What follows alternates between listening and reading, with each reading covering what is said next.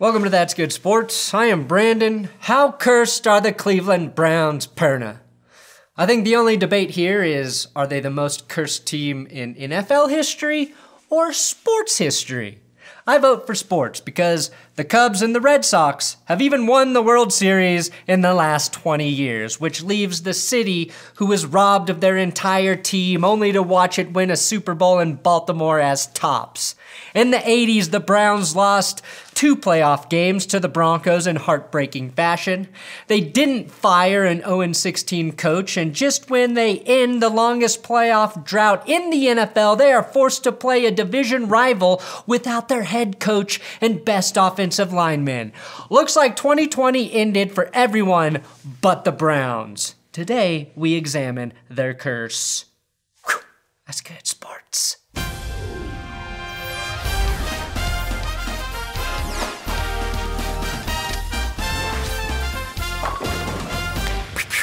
If you want to break the Browns curse, you gotta subscribe to this YouTube channel and thumbs up the video and share this video with your mom.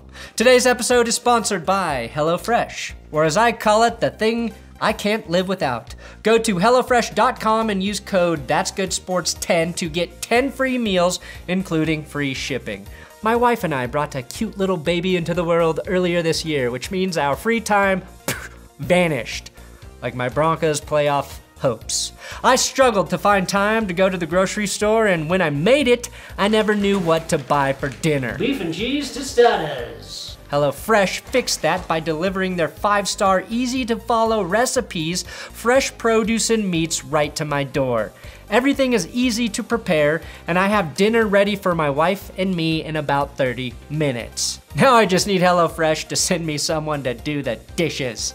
The packaging HelloFresh uses to ship your food is almost entirely made of recyclable and or already recycled content, and when your schedule gets flipped upside down, HelloFresh's flexibility allows you to add extra meals or change delivery needs at your convenience. Again, go to HelloFresh.com and use code That'sGoodSports10 for 10 free meals plus free shipping. Now, I will be posting a biggest weakness for every team heading into the playoffs video later today or tomorrow.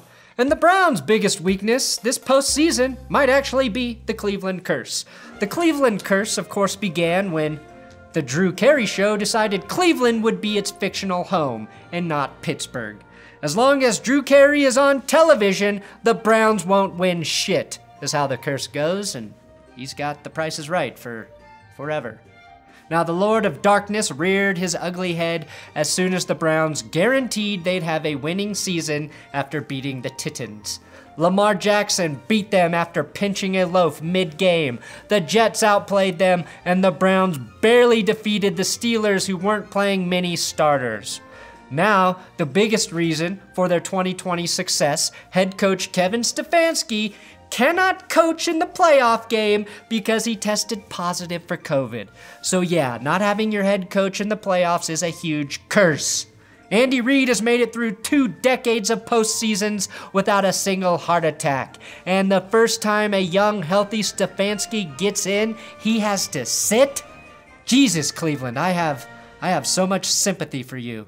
It's not just Stefanski either. It's the O-line coach, the O-line assistant, wide receivers coach, tight ends coach, and defensive backs coach, all not allowed to coach. The NFL now confirms coaches are not important to the integrity of the game. Goodell said, if we allowed the Jets to play the last 2 seasons without a real head coach, you can go 1 week, Cleveland. You can go 1 week. Edge rusher Olivier Vernon is also done for the season, getting injured in the finale. He was 2nd in sacks for the Browns. Curse, Denzel Ward is a good corner, and he should be back this weekend. But the Browns secondary, which is bad, was cursed before the season even started. Greedy Williams could not play due to a nerve injury, and their 2nd-round draft pick safety Grant Delpit, like Williams, didn't play a single snap this season due to injury. That's 2 of your top draft picks in the last 2 years injured in the same positional group. Cursed. Even the Browns' strength. Their offensive line has been weakened as Joel Bitonio, the best player on that line, also tested positive. Did the game ball that Kevin Stefanski gave him have COVID on it? Why was that football not tested? That's what I want to know.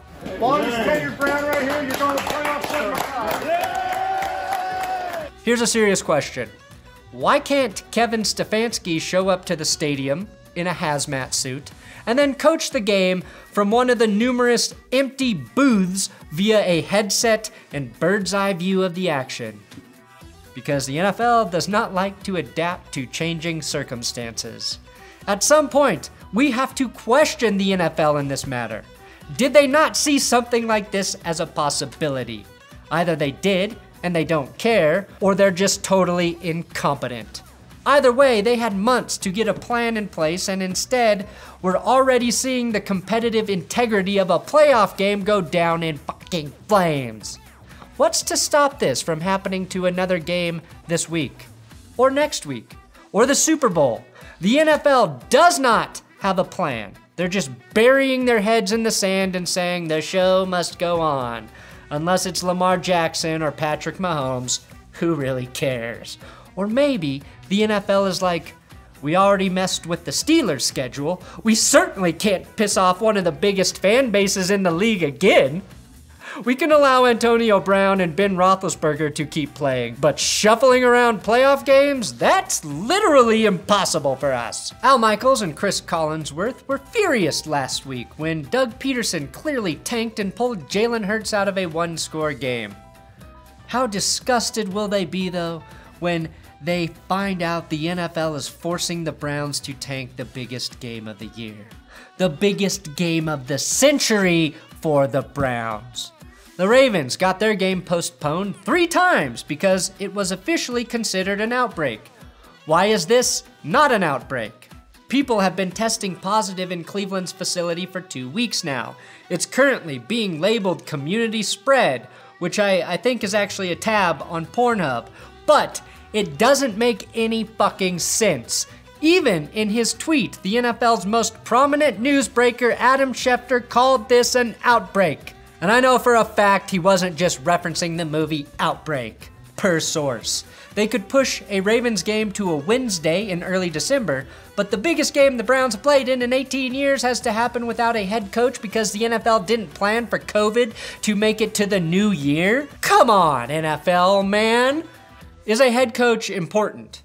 I'll answer that with 2 words. Freddie Kitchens. Sorry, Browns, that was a cheap shot. The Saints were forced to play without their running backs. The Broncos without any quarterbacks against the Saints.